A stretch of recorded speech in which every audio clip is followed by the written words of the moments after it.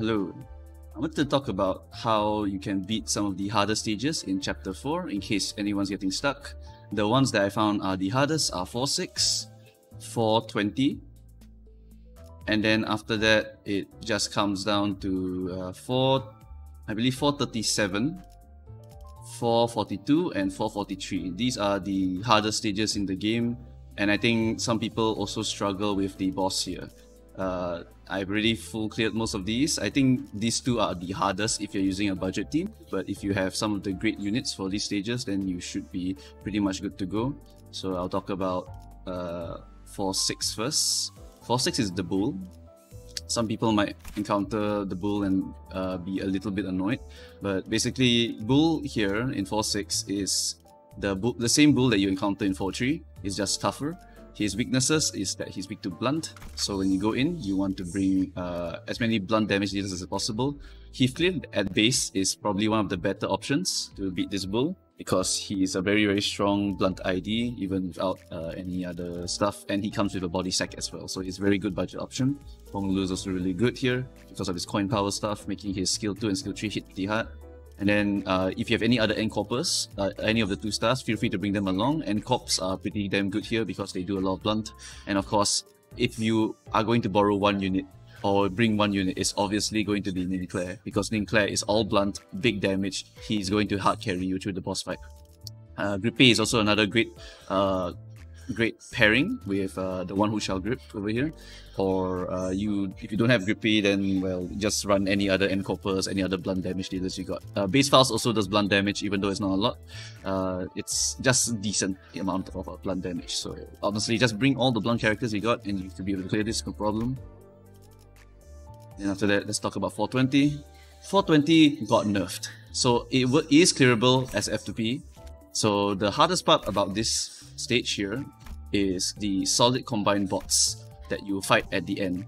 These guys have a stupidly high roll of 15, so if you bring base IDs, and then there's this one also, this breaking down, this is like what, 16, this is 15, yeah, he basically has some ridiculously high rolls when I compare it to the base IDs. So when my base IDs were clashing with these guys, it was really hard. But I think if you guys bring your N-Corp gang as per usual, like Ninclair and Faust, Heathcliff, all of these blunt guys, you should be able to brute force just fine. So since the previous before the nerfs, these guys had a shit ton of actions, making it very hard to clear. But after the nerfs, it's much more manageable. They only give him they halved all the actions basically for the robots, making it much more doable. So you don't have to worry about your units dying anymore. Just bring all of your blunt gang and you should be able to blood your way through. Now talking about 437.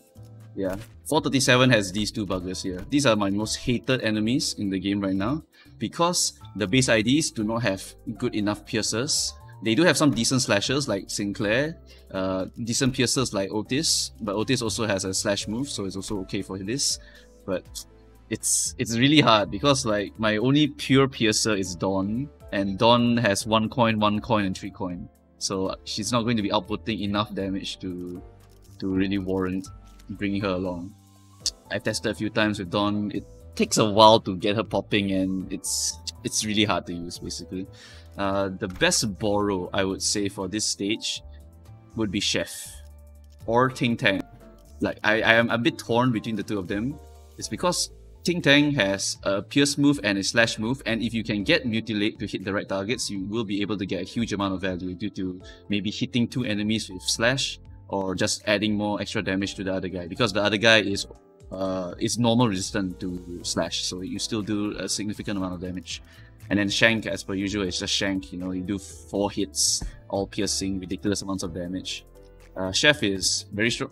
Chef is pretty solid. I wouldn't say super strong, because these enemies don't exactly have 1000 HP, they're not a single target to focus down, so it's a bit harder to say like, oh, Chef is definitely the best in that. Maybe Ting Tang or even G. Gregor could be very good here. I think Rabbit's not good enough, sadly. The thing about Rabbit is that you will definitely run out of bullets here, and you will have to get a bit lucky with your quick suppression and your speed setups in order to get the correct amount of damage on the enemy. And besides that, maybe W Dawn, but then you can't really win rate your way through, so I don't really recommend that to everyone because not everyone knows how to play the game very well. So besides these three here, G Gregor, let me actually change their portraits so people actually know what I'm talking about. G Gregor. God damn it, my mouse is acting. G Gregor, Ting Tang, and Chef. Yeah, these three pretty damn solid characters for this. Don't bring Ninclair here. So the thing about these stages that I just called out, 437, 442 and 443, is that they are 3 waves worth of enemies. So if you do not bring the right typings, you really will suffer a lot. Ninclair will be hitting for less than optimal. You will get a lot of resistance stuff. He's basically doing half damage due to them being 0.5 resist.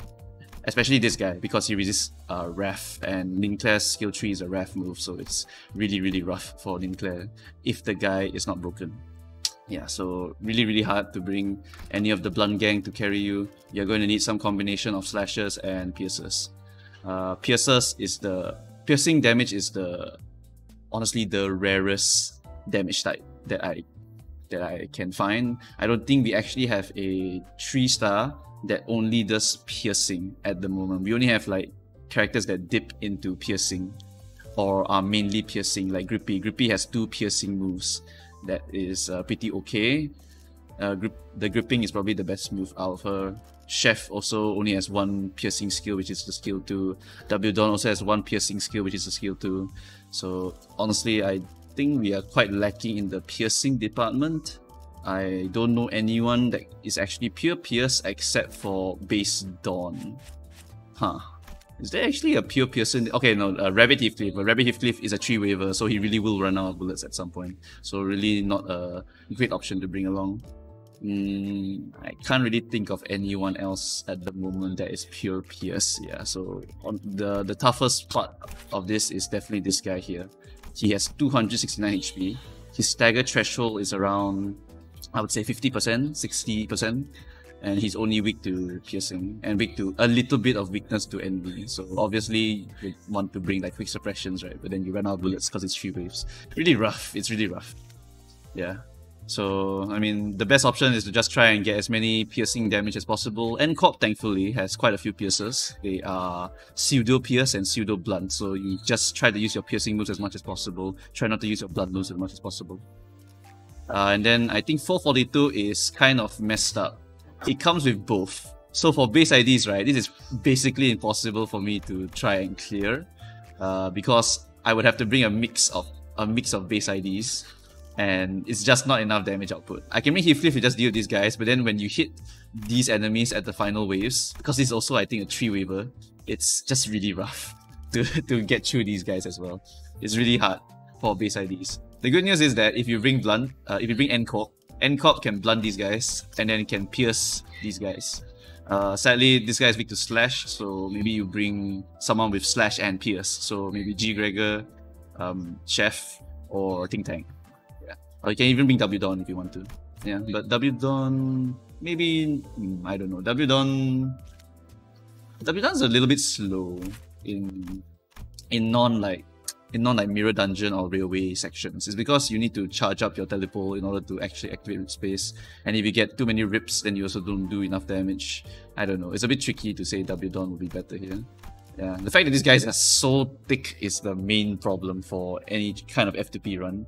But I think if you do bring the full team of piercers, I only brought 3 characters actually to clear the previous stage. 437 for this one, I cleared it with Chef, Ting Tang, and G Gregor. So I only brought these 3 to clear. So as long as you have maybe 1 substitute for these 3, either a piercer or a slasher, I think you're pretty much good to go. Yeah, not too bad, really, not too bad if you bring the 000s or the 00s. But if you bring the base IDs, you're probably not going to clear this. I was experimenting a shit ton on stream, really hard. This one's even worse because they now add this boss with 600 HP and he's only weak to pierce as per usual, so you know, really hard. Yeah, but same logic again. Okay, and then lastly, these 2 here, the screening room and the butt. This is, wait, sorry, I think this one also has it, right? No, it's It's, yeah, Screening Room and the Bud. So this one is the main one that people probably have some trouble clearing. This boss fight is a phase. It's kind of like in phases, and there's a little bit of gimmicks that you need to know before you can tackle this. So basically, this character, whenever she loses a clash, she loses SP. And if you look at her sanity page, whenever she gets panicked, she will stagger herself. So what you want to do is you want to apply sinking, or you want to directly target SP. I think Fluid Sac Dawn targets SP directly by reducing it by 25. That can help you to get to this stage much faster. You can actually cheat some phases of the boss by doing this. And the good news is that if you don't have any of this, you can very easily clear this with base IDs, because you have 7 characters. This boss fight lets you bring 7. You can even bring like 5 characters and give 2 actions to your best units. For example, maybe you borrowed this boss, I believe, is weak to Blunt. So you bring Ninclair, and then you give Ninclair 1 extra action by bringing 6 members. So now you have a pretty strong Ninclair that will be doing a shit ton of damage to the enemy and winning all these clashes that will make her lose 5 SP. Yeah. So this boss is pretty straightforward. All you need to do is just keep winning the clashes and she will lose SP, and you just keep hitting her and she will get sinking, and eventually she will panic and she will stagger, and then you just kill her. So yeah, pretty easy, this boss. But then this one is also where some people have a bit of trouble. Since I came from Ruina, I'm quite used to fighting abnormalities like this. So the thing about this boss is that there are a few phases that you need to get through. It's a bit like Chroma, but a bit more complex. What you want to do is you want to, once again, win every clash. And when the enemy starts to use her defense moves, like Piquant Scent or Awaiting the Moment. Awaiting the Moment is basically you should not hit her at all moment. Basically, when she uses this skill, you are in a phase where you do not want to hit her. You are in a phase where you just want to hit everything else around her, which are these ads over here. Basically, these ads, right, you just want to kill them. You just manage the ads while focusing her down, and if she ever uses this skill here, Awaiting the Moment, you just don't hit her. Or you at least just try to win the clash and then don't hit her. It's not meant for damage, it's just meant to say like, this is not a DPS phase, this is a boss mechanic, so you should focus on the mechanic rather than doing DPS with the boss. So this move here will tell you that. Then for everything else, this AoE here, this only happens if you mess up the ad management phase. If you do not kill the ads in time, she will do this and then she will wipe you all out. Besides that, everything else is simply a clashing to win. So this one here is start of another phase, must cover with dirt. It will inflict dueling, and this means that you will 1v1 with someone else. So make sure whoever clashes with this duel will be the best clasher in your party. So dueling, what happens is that she will first activate 3 of these Awaiting the Moments. So at that point you realize that, hey, I'm not meant to hit her. And then you look at this one move that she has, must cover with dirt, inflict dueling next turn. So when this happens, you want to clash with your best clasher, and then the next turn you duel, and then you make sure you win every single time. And what happens is that she will just stagger herself at the end, and all of your teammates will get freed, and then you just focus fire her down. Now what happens if you get too much blooming? If you get too much of this blooming status, either because you hit the evasion and lost, or you got hit by one of these moves, eventually you will just get to, I believe, 5+ count. Yeah, if you get 5 or more count of this blooming, you will transform into a flower. You can hit the flower in order to free the character. So it does not do damage to your character, it frees your character from the flower. This is not something you do though when the enemy is doing the dueling phase. In the dueling phase, all of your characters turn into flowers except the dueler. So do not free them. Just focus on dueling because they will naturally get freed at the end. But for this one, if you accidentally mess up and you let one person get bloomed, you can free them, just hit them. Yeah, so that one is just something that will naturally not happen if you just win your clashes. If you win your clashes, right, basically no blooming will get applied to you. You will not have to worry about anything. But if you lose a clash, it will snowball a little bit. And if you let it go even further than that, you will wipe. Yeah, but this boss fight is actually very fun. It's pretty simple to manage. All you need to do is you just need to keep winning your clashes and then kill the ads. as much as possible. AoEs are very good here because the flowers here only have like 21 HP.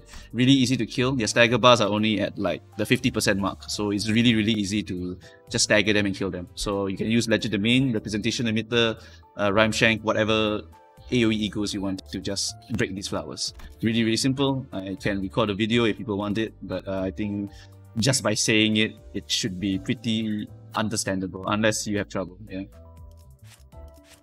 And besides that, I think that's all for the difficult stages. If you need a rundown for another stage, I can make another video. I don't think I encountered any other big problems while clearing this dungeon. Sorry, not dungeon, chapter 4 part 2. Yeah, except for these stages here because I restrict myself to only using base IDs and F2P units. Yeah, so that's it for this video. Leave a comment if you have trouble with a certain stage and you need a video. I will be recording videos for the boss fight because I think the boss fight is very fun and I think some people will have a bit of trouble, so I will talk you through each step of the boss fight if you need to, and yeah, I'll probably just do that. Screw it. I love this boss fight. This boss fight is so cool. Reminds me of Ruina. But yeah, that's it for this video. Yeah, leave a comment if you need anything, and that's it. Thank you for watching.